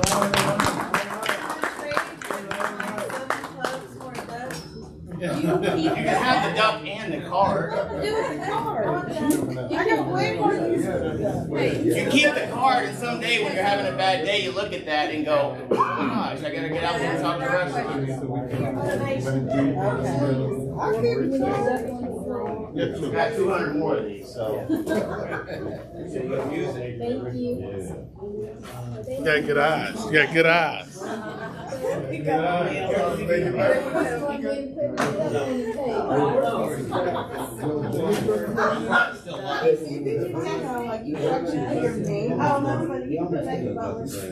You know, like your callback number. There you go. Thanks, guys. Everybody, Doug. Oh, we never did. Oh, you're so green, it's not even funny. If I get 50 delivered in Amazon, they just gonna be like, can I take that? I didn't. My daughter. She said, yeah, you can take it back. I'm gonna use them at work. Use them all out. I'll have to buy 2 packs. She's gonna have And it's amazing though, they're only $9 a piece for 50 of them. 50 of them. That's crazy. And you know what? It's something dumb, but it works. Yeah, I saw this. I can put my phone number on it and a callback. You can, yeah, you can do that too. We're probably gonna actually, my assistant goes, we need to get them made with our logo. Yeah. And I'm like, yeah, but what you just said is even above me on that. Put something around their neck that has a callback.